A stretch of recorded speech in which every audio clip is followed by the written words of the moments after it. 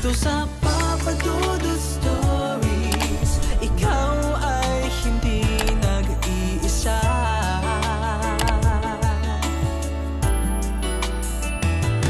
Dito sa Papa Dudut Stories, may nagmamahal sa'yo. Papa Dudut Stories.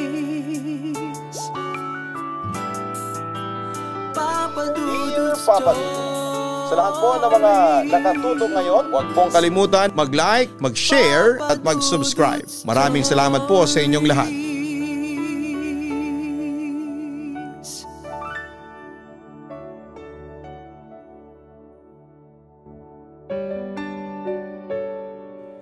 Isang magandang gabi sa inyong lahat, lalo na sa mga masusugid na tagapakinig ng inyong YouTube channel.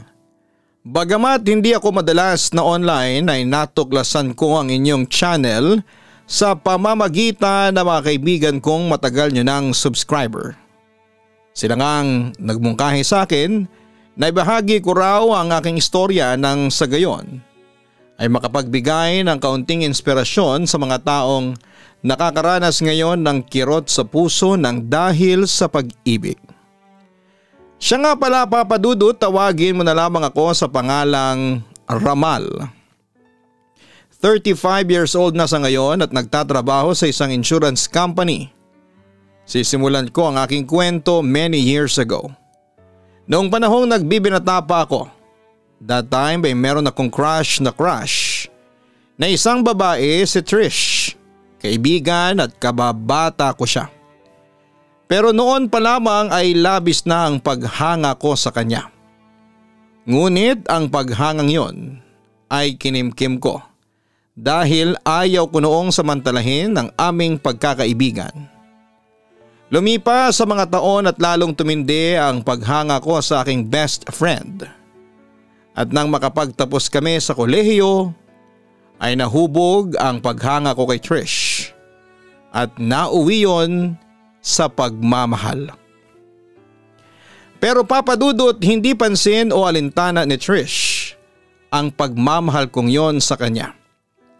At sa halip ay isang lalaki ang kanyang minahal. Masakit yun sa akin pero kasalanan ko yon. Torpe kasi ako. Pero sa paglipas ng panahon ay lalong sumisidhi ang damdamin ko sa kanya. Kaya unti-unting nawala ang pagkatorpe ko at kinalaunan ay nagkaroon ako ng lakas ng loob upang ligawan ko siya. Trish, mahal kita. Sa totoo lang ay matagal ko nang gustong ipagtapat sa iyo ang nararamdaman ko pero nahihiya ako. Pagtatapat ko sa kanya isang araw. Pero tumingin siya sa akin ng malungkot. Nakaramdam kaagad ako ng kaba. Parang alam ko na kasi ang kasunod noon. Sorry Ramal, pero kaibigan lamang ang turing ko sa iyo. At saka may iba na akong mahal, si Paul. Pag-amin ni Trish sa akin. Nasaktan ako pagkarinig ko sa katotohanan yon. Huli na pala ako. Iba na ang may-ari ng puso ng babaeng sinisinta ko. Bakit Trish? Ano bang meron kay Paul na wala ako? Tanong ko sa kanya. Halos maiyak na ako ng mga oras na yon pero pinigilan ko lang. Oo, inaamin ko, mabait ka, maalaga, maalalahanin. Pero kahit na anong gawin ko, iba pa rin ang gusto ng puso ko. Kay Paul ko nakikita ang hinahanap ko sa isang lalaki. Sa isang asawa. Patawad kung nasaktan kita. Alam ko Ramal, makakakita ka pa rin ng babaeng mas nararapat pa kesa sa akin. Ang sabi ni Trish sa akin. Sa puntong yon ay napagtanto ko nang wala na talagang pag-asa. Yun na siguro ang pinakamasakit na parte ng aking buhay. Masyadong nadurog ang puso ko at pakiramdam ko noon ay bibigay ang mundo ko. Kaya halos masiraan ako noon ng bait sa kakaiyak at kakaisip kay Trish. Buti na lamang at naroon ang mga kaibigan at pamilya ko upang sumuporta sa akin dahil kung hindi ay baka tuluyan na akong na-depressed. Maraming buwan ang lumipas ay lalo ako nasaktan nang makatanggap ako ng balita na ikakasal na pala sina Trish at Paul. Gusto kong mag-move on pero hindi ko mayalis si Trish sa aking puso't isipan. Ewan ko ba kung ano ang meron sa kanya at mahirap siyang kalimutan. Pero sa huli ay wala na rin akong nagawa at hinayaan ko na lamang kung saan masaya ang babaeng pinakamamahal ko. March 2014 ang nakatakdang kasal ni Trish at Paul. Pero Pebrero pa lamang ay nakatanggap na ako ng imbitasyon mula sa kanila. Hindi na sana ako dadalo noon sa kasal kung hindi lang ako pinilit ng aking kaibigang si Arian. Dumating ang araw ng kasal. Nagpa siya akong umupo na lamang sa dulo ng simbahan, malayo sa ibang bisita. Habang rinig na rinig sa buong paligid ang wedding bells. Ako naman ay pinigilan ang sarili na umiyak. Ayaw ko kasing umagaw ng eksena kaya nagpretend pa rin ako na masaya. Pero papadudot ayaw paawat ng mga luha ko sa mata at pasimpleng tumulo sa aking mukha. Ramal, umiiyak ka ba? Usisa sa akin ang kaibigan kong si Arian pagkaupo niya sa aking tabi. Agad kong pinunasan ang luha sa aking mata. O Arian, bakit hindi ka sumama magpicturan sa mga bagong kasal? Pag-iiba ko ng topic. Bakit ako sasama sa kanila nakita kita nag-iisa dyan sa isang sulok. Dapat nga ako ang magtanong niyan sa iyo Sabi sa akin ng aking kaibigan. Hinawakan niya ang pareho kong kamay para i-comfort ako. Alam ko ang nararamdaman mo, wika niya. Kung hindi ko ba siya mahal hindi ako masasaktan na makita siyang kinakasal sa ibang lalaki? Halos pabulong kong sabi sa kanya. Parang wala kasi akong lakas noong araw na yon. Hanggang kailan mo mamahalin si Trish? Malungkot na tanong niya sa akin. Hindi ko alam, matipid kong sagot. Lumingon ako kay Arian, hinaplos naman niya ang aking pisngi. Masaya na siya sa piling ng iba. Kalimutan mo na siya, Ramal, aniya. Kaso hindi ko alam kung paano ko siya makakalimutan, sagot ko. Nakita ko sa mga mata ni Arian ang labis na kalungkutan.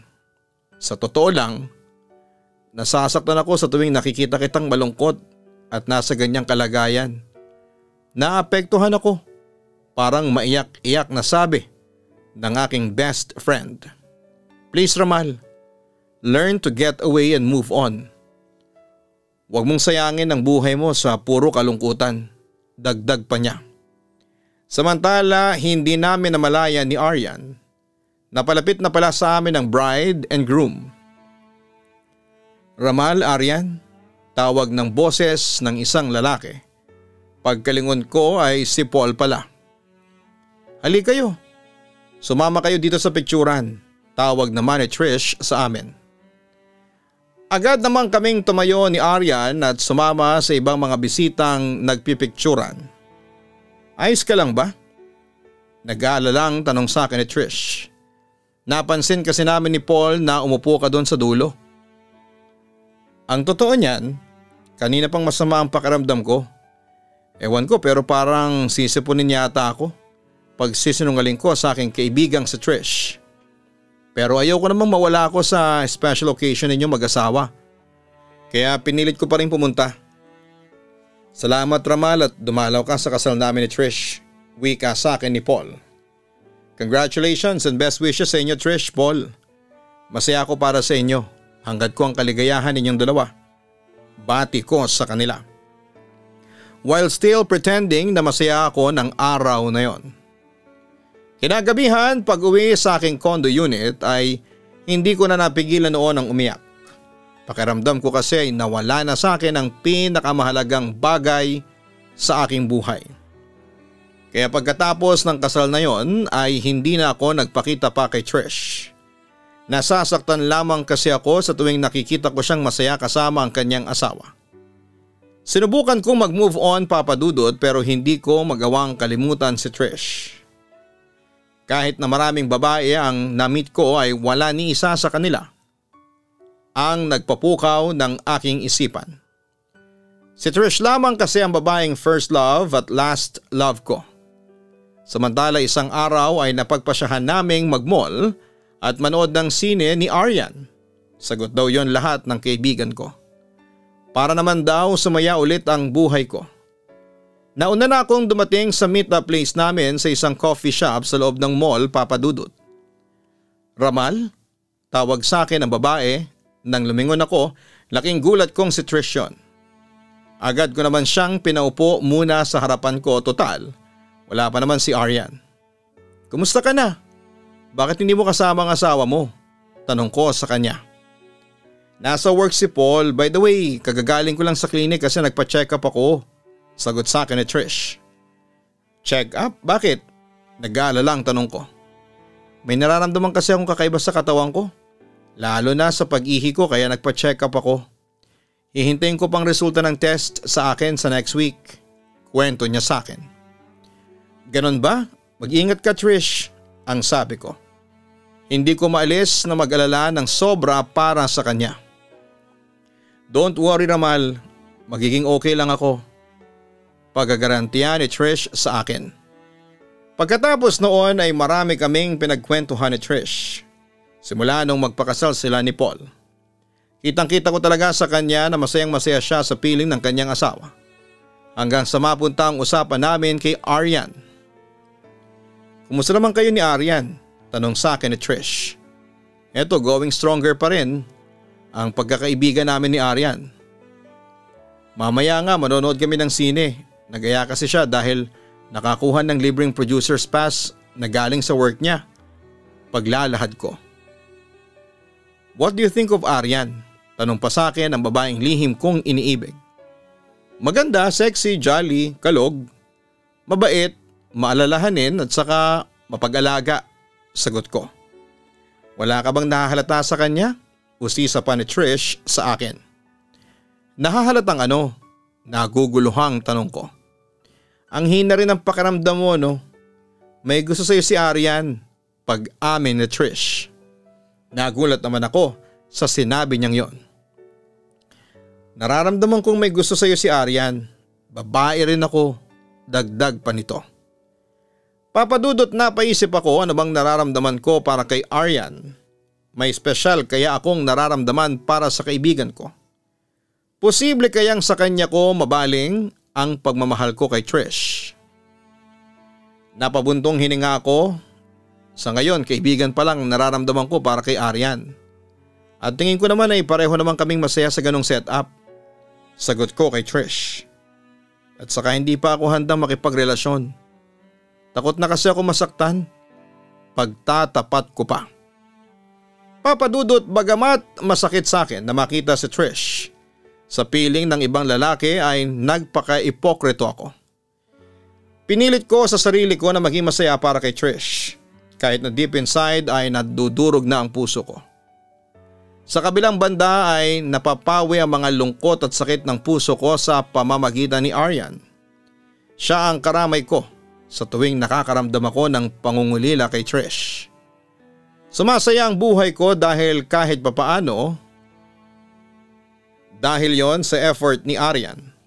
Paano ba naman kasi bukod sa malakas ang sense of humor ni Aryan ay maalaga siya sa akin. Kaya hindi ko na napapansin noon na unti-unti ko nang nagugustuhan ng aking kaibigan. Hanggang sa dumating ang panahon na nag-decide akong ligawan siya.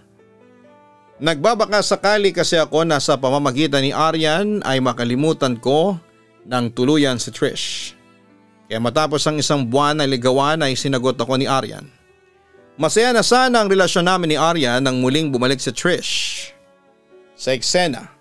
And this time ay dala niya ang isang nakakagulat na balita na nagpahina ng aking depensa sa pagmamahal ko kay Aryan. Iwalay na kami ni Paul, pagtatapat ni Trish sa akin. Siyempre nagulat ako at naawa para kay Trish. Alam ko kasi kung gaano kamahal niya ang kanyang asawa. Tapos sa ganun lang pala mauuwi ang lahat ng pagmamahal at sakripisyong ibinigay niya kay Paul. Ang sama ni Paul, naging tapat naman ako sa kanya. Ginampanan ko naman ang tungkulin ko bilang asawa niya. Pero heto ang igaganti niya sa pagmamahal ko sa kanya. ang sakit pala ng ganito. Ngayon naiintindihan na kita, Ramal. Pagpapatuloy ni Trish habang umiiyak siya sa harapan ko. Tahan na Trish, sinubukan kong i-comfort ang aking kaibigan. Oo, masakit ang dinaranas mo ngayon. Pero matatapos din yan. Kaya mo yan. Kalimutan mo na ang asawa mo at isipin mo na lamang na hindi si Paul ang nararapat na lalaki sa puso mo. Payo ko sa kanya. May isa pa akong problema. Sabi ng doktor ay may problema daw ang mga kidneys ko. May posibilidad na lumala ang sakit ko. Natatakot ako, Ramal. Nagulat ako sa sinabing yon ni Trish. Nakaramdam ng labis na awa sa aking kaibigang pinakamamahal. Talagang mabigat ang mga pagsubok na kanyang pinagdaraanan. At kailangan ito ng isang kaibigan na handang tumulong at umagapay sa kanya at ako yon. Simula nang malaman kong nakipaghiwalay na si Trish sa kanyang asawang si Paul, ay sinamantala ko na ang pagkakataon upang muling magkalapit kaming dalawa. Araw-araw akong nakikipag-text sa kanya at palagi ko siyang inaayang lumabas. Nang mga panahong yon ay nabura ko na sa aking isipan na may girlfriend ako sa katauhan ni Aryan. Pero wala akong pakialam noon, mas mahal ko si Trish higit sa ibang mga babae.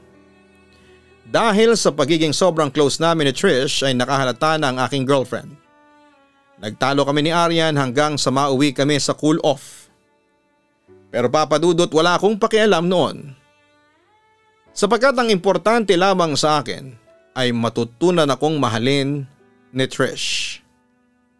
Pero makalipas ang ilang buwan, bigla na lang hindi nagpakita sa akin si Trish. Isang email lang noon ang natanggap ko mula sa kanya. Nasa Cebu daw siya kasama ang kanyang pamilya. Pagkatapos noon ay naputol na ang komunikasyon namin. Wala na akong narinig pa mula sa kanya. Siyempre masakit yon para sa akin. Pero no choice ako kundi ang tanggapin na lamang ang katotohanan. Samantala November 2015 nang biglang nag-message sa akin si Trish sa Facebook. Nasa Metro Manila na ulit siya ng family niya dahil kailangan na niyang magpagamot ulit sa espesyalista. Siyempre nalungkot ako pero ang mahalaga ay magkikita ulit kaming dalawa. Ang tagal nating hindi nakita, kumusta ka na? Tanong ko kay Trish. Eto, kahit na medyo pinapahirapan ako ng sakit ko sa bato, masaya naman kasi kasama ko ang mga taong nagmamahal sa akin. Tugon sa akin ang babaeng lihim kong minamahal. Akala ko hindi na tayo magkikita pa, Trish. Salamat sa Diyos at muli niya tayong pinagtagpo. Wika ko. Naisip ko na ito ulit ang pagkakataon ko para mapalapit ulit kay Trish at matutunan na niya akong mahalin. Siya nga pala, Ramal, may live-in partner na ako, si Roland. Pagtatapat niya sa akin. Muli na namang dinurog ni Trish ang puso ko. Minsan ay hindi ko maiwasang tanungin ang sarili ko kung bakit hindi niya ako makuhang mahalin. Binigay ko naman ang lahat ng klase ng pagmamahal sa kanya. Pero sa ibang lalaki pa rin siya naghahanap ng pagmamahal. Tinanong ko rin sa sarili ko kung saan ako nagkulang. Alam ko ang pagmamahal na tututunan. Pero bakit hindi ako matutunang mahalin ng babaeng mahal ko? Papadudot simula noon ay halos mawala na ako ng pag-asa kay Trish. Kulang na lang na lumuha ako ng dugo sa sobrang pighati at pagkabigo ko sa pag-ibig. Sa tulong naman ng aking kaibigan at kamag-anak ay medyo nababawasan ang hapdi at kirot sa puso dulot ng kabiguan ko kay Trish. Sinubukan ko muling mag-move on at pinilit kong tanggapin sa aking sarili na baka nga hindi kami ang itinadhana para sa isa't isa. Samantala, tinuloy ko pa rin ang pagiging mag-best friends namin ni Trish. Doon ko na rin nakilala si Roland at naging kaibigan. Pareho naming sinamahan si Trish sa kanyang laban para gumaling sa kanyang sakit at mabuhay pa ng matagal. Nakita ko ang sakripisyo at wagas na pagmamahal ni Roland kay Trish. Kaya natuwa na rin ako. Hindi man ako ang nakatuluyan ni Trish, at least ay panatag ang kalooban ko na nasa mabuting kamay ang babaeng aking pinakamamahal. Pero Papa Dudut, nagpatuloy pa rin ang paglala ng sakit ni Trish. Hanggang sa isang gabi ay nabalitaan ko na lamang na biglang sinugod siya sa ospital. Ilang araw nang na-confine si Trish dito sa ospital. Sabi ng doktor ay malala na raw ang sakit niya sa bato. Sabi sa akin ni Roland. Halos nangalumata na ito at malapit nang bumagsak ang katawan. Roland, alam ko nang pinagdaraanan mo. Pero kailangan mo ding alagaan ang sarili mo. Kailangan mo ring magpahinga. Suhestyon ko sa kanya. Pero paano ako makakapagpahinga kung ganyan ang kalagayan ng aking asawa? Naiiyak na wika ng live-in partner ni Trish. Magtiwala ka sa akin. Habang nagpapahinga ka, ako ang bahala kay Trish. Babantayan ko siyang mabuti. Paggaranti ako sa kanya. Salamat Ramal. Buti talaga at nandiyan ka palagi para kay Trish. Kasi sa totoo lang, hindi ko na alam ang gagawin ko. Pagpapatuloy pa ni Roland. Niyakap ko ang lalaki para mapakalma ito. Kinalaunan ay nakumbinsi ko rin siyang magpahinga. Kinabukasan ay maagang nagising si Roland para siya naman ang humalili sa pagbabantay kay Trish. Pinagpahinga muna niya ako. Pero sabi ko ay hindi pa ako pagod at sa halip ay bumili ako ng pagkain naming dalawa. Pagbalik ko ay nadatnang ko si Roland na inaasikaso ang kanyang gising ng asawa. Hindi nagtagal ay muling nagpahinga at natulog si Trish. Habang kaming dalawa ni Roland ay matyagang nagbabantay sa kanya. Mahal na mahal ko si Trish. Hindi ko kayang mawala siya sa akin. Sana gumaling na siya. Nag-aalalang wika ni Ronald habang pinagmamasdan ang natutulog niyang asawa. Naintindihan kita. Maski ako, ayaw ko ring mawala si Trish. Roland, pagtulungan natin ito. Ipagdasal natin si Trish na sana'y pagalingin siya sa kanyang sakit. Ang sabi ko habang kino-comfort ko ang aking kaibigan. Basta lakasan lang natin ang loob natin. Naniniwala ko malakas ang fighting spirit ni Trish. Hindi niya hayang malungkot ang mga mahal niya sa buhay. Pagpapatuloy ko. Maya-maya ay dumating ang doktor na check up kay Trish. Matapos ang ilang obserbasyon sa pasyente ay kinausap niya kami. I'm sorry to tell this. Mayroong end-stage renal disease ang pasyente. Alam ko nakakagulat ito pero malaking pera ang gagastusin ninyo para maisalba ang buhay ng pasyente. The patient needs immediate kidney transplantation. Pahayag ng doktor sa amin. Paano kami makakahanap ng kidney donor kay Trish? Tanong ko. We are contacting other hospitals tungkol sa possible kidney donation para sa pasyente. Kung meron ding kamag-anak ang pasyente na willing na mag-donate ng kanilang kidney, we will consider it. Nagtanong naman si Roland sa doktor, magkano naman po ang maaaring gastusin sa operasyon? I tell you gentlemen, malaking pera ang kailangan sa operasyon, sagot ng doktor sa amin. Pareho kaming nag-alala sa sinabi ng doktor. Diyos ko, sana'y bigyan niyo si Trish ng kidney donor. Hindi mahalaga sa amin ang pera, ang importante ay mailigtas ang aking asawa, ang wika pa ni Roland. Doktora, ano bang mga requirements para maging kidney donor? Tanong kong muli sa doktor. Tumingin naman sa akin ang doktor at nagsalita. Ganito kasi yon. Una, ang mga potential donors kailangang sumailalim sa medical and psychological test. Kapag pumasa doon ang isang potential na donor, ay ipapaliwanag namin sa kanyang posibleng maging epekto sa kanyang katawan ng pagdodonate niya ng kidney.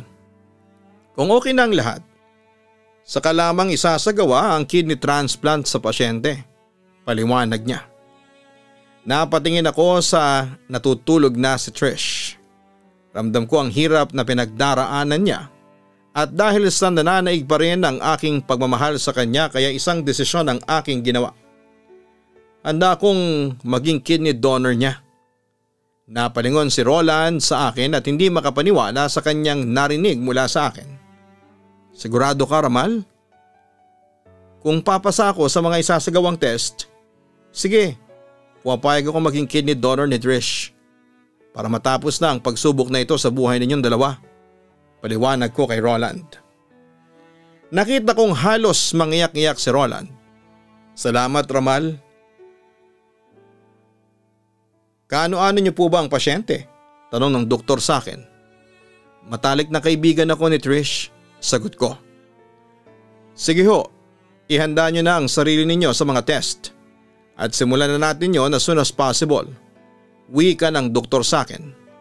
Dahil sa labis na pagmamahal ko kay Trish ay handa kong ialay lahat sa kanya. Kahit pa ang buhay ko. Hindi ako nagdalawang isip noon na i-donate ang aking isang kidney sa kanya. Agad akong isinailalim sa test at nang makitang qualified ako bilang kidney donor ay agad na isinagawa ang operasyon. Kinalaunan ay naging matagumpay ang kidney transplant ni Trish. Nakita kong labis ang pagmamahal ni Roland kay Trish.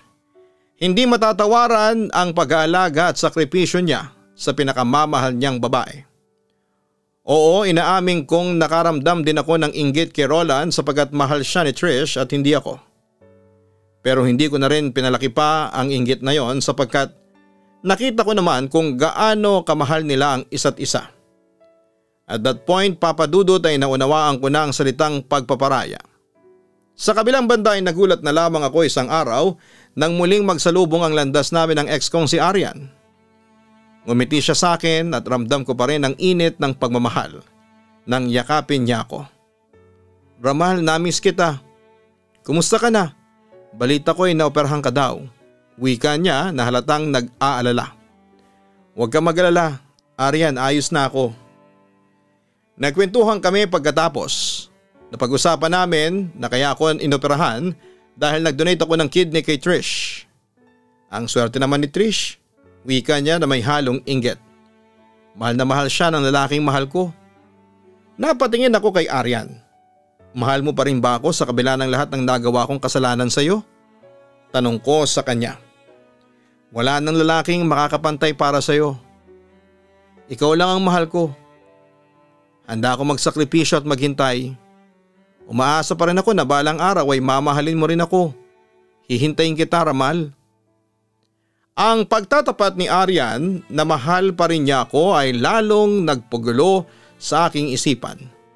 Bagamat si Trish pa rin ang nasa isipan ko ay naaawa naman ako kay Arian sapagkat pareho kami ng pinagdaraanan sa buhay pag-ibig.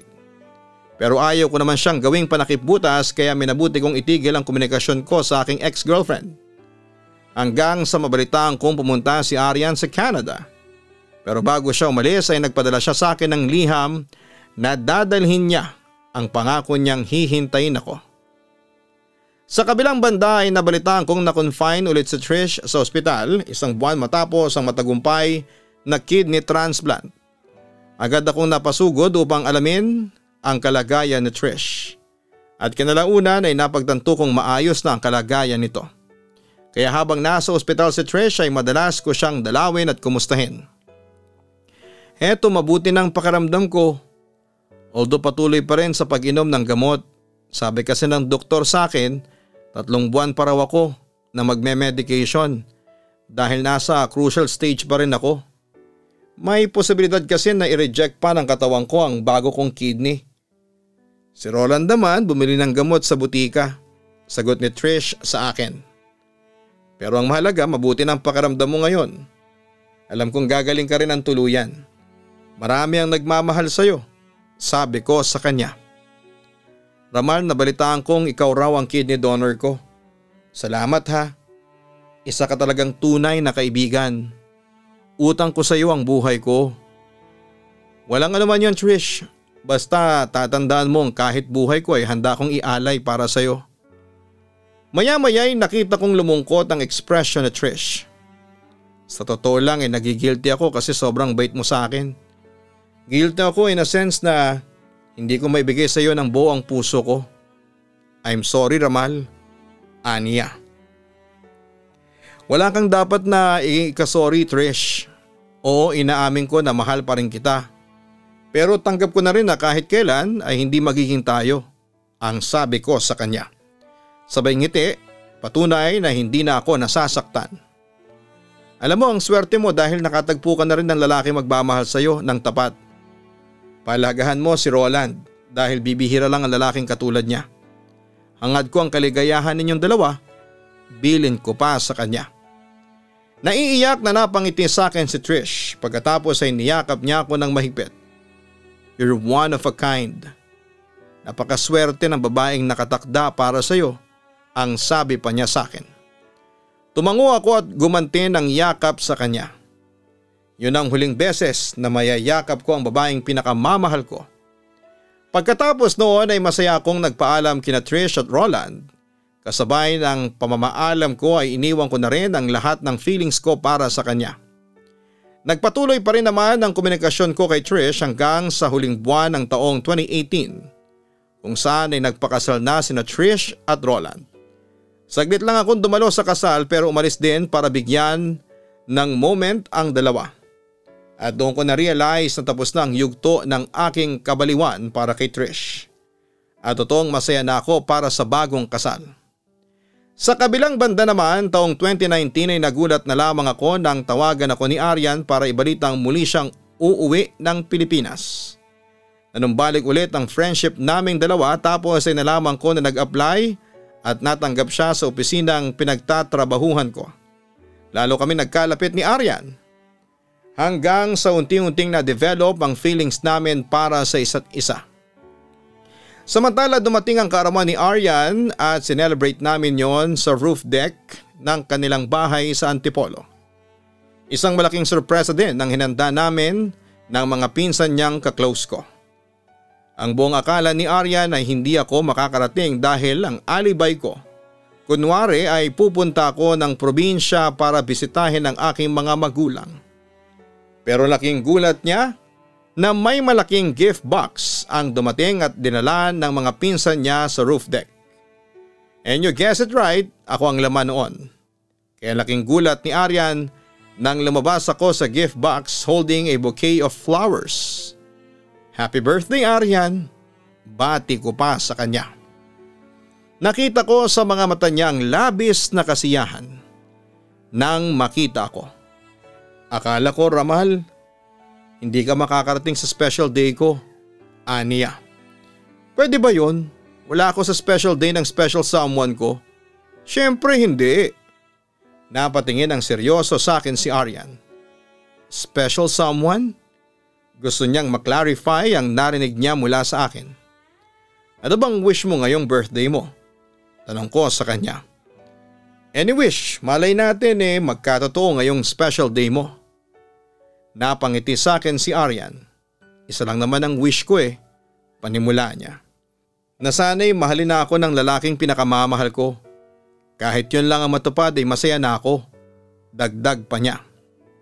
Hinawakan ko ang dalawa niyang kamay at tumingin ako sa kanyang mga mata. Tutuparin ko na yung wish mo Aryan. Sabi ko sa kanya. Let's start anew. Pinapangako ko sa iyo, I will love you with all my heart. Just give me a second chance. Nakita kong halos maiyak si Aryan sa mga sinabi ko sa kanya. Oo Papa Dudut, nasuri kong mabuti ang aking nararamdaman at sigurado na akong si Aryan ang laman ng puso't isipan ko. At handa akong isakripisyo ang aking buhay para sa kanya. Yes Ramal, binibigyan kita ng second chance. Sagot sa akin ni Aryan. Then we kissed. At doon na nagsimula ang pangalawang yugto sa aming buhay. Papadudot, totoo nga ang kasabihan na love is sweeter the second time around dahil mas naging masaya ang relasyon namin ni Aryan. This time wala siyang kahati sa aking puso. Buong buo kong ibinigay sa kanyang pagmamahal at atensyon ko. Hindi nagtagal nitong July 2021 ay nagpakasal na kami ni Aryan sa simbahan.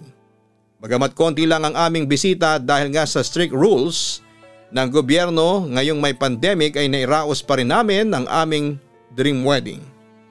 At eto nga Papadudot, nandito kami ngayon sa Antipolo nakatira magkasama at punong-puno ng pagmamahalan. Meron na rin po kaming anak, Papa Dudut. As per Trish, medyo wala na rin kaming komunikasyon sa ngayon kasi nakatira na sila sa Cebu ni Roland. Ang huli kong balita sa kanila ay may 2 na rin silang anak. Papa Dudut, marami akong natutunan sa aking naging karanasan. At isa na roon ang salitang move on. O sa unay mahirap mag-move on dahil hindi mo pa kayang tanggapin ang katotohanan. Pero eventually ay darating ka talaga sa punto na mapapagod ka ng masaktan at unti-unti mo na siyang pakakawalan sa iyong puso. Tandaan na ang pagsuko ay hindi pagpapakita ng kahinaan. Sadyang may mga bagay lang talaga na hindi na kayang gawan pa ng paraan kahit na gaano mo pa kagustong lumaban. Kaya ang nararapat mong gawin ay i-give up na lamang ito at huwag kang mag-alala. Dahil siguradong may nakalaan sa atin ang tadhana na mas better kesa sa nawala sa atin. Hanggang dito na lamang po ang aking sulat sa inyo at sana'y mapili ninyong i-ere sa inyong YouTube channel. Maraming salamat, Papa Dudut, and God bless sa inyong lahat.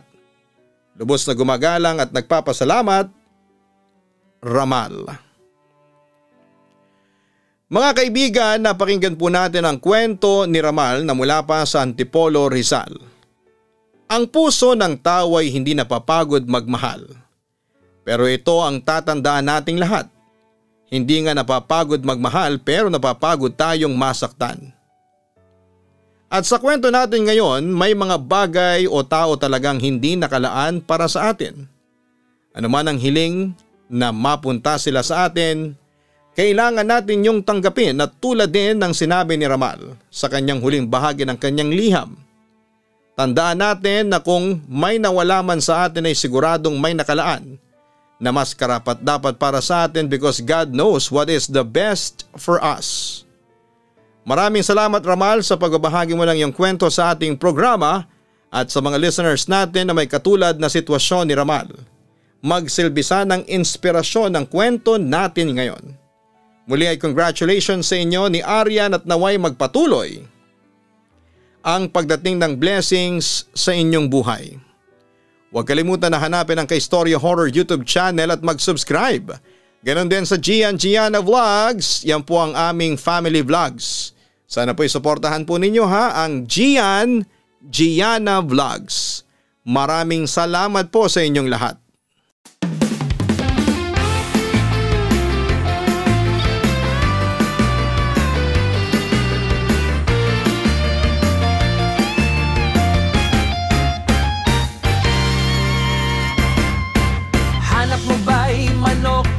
Masarap lechon manok na lagi niyong babalik-balikan. Let's go na magpatumpik-tumpik pa. Siguradong enjoy lahat sa pagkainan. Papa Dudut, lechon manok, iba ang lasa, iba ang sarap.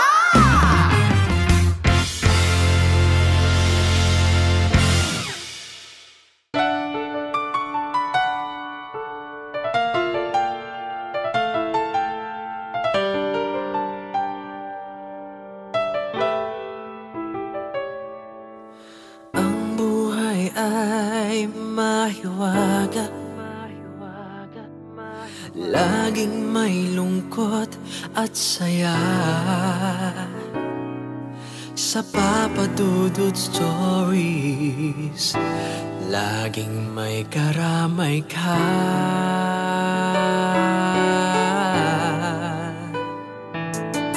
Mga problemang kay bigat, ito ay pakikinggan ka. Sa Papa Dudut Stories, kami ay iyong kasama. Dito sa Papa Dudut Stories, ikaw ay hindi nag-iisa.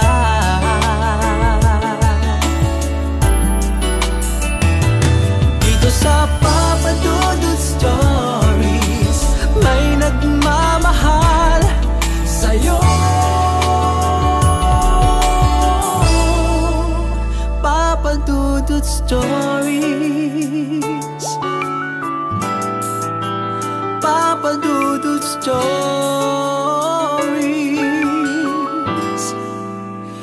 Papa Dudut Stories.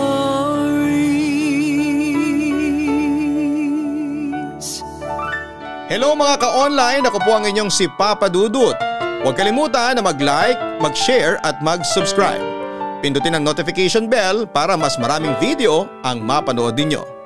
Maraming salamat po sa inyong walang sawang pagtitiwala.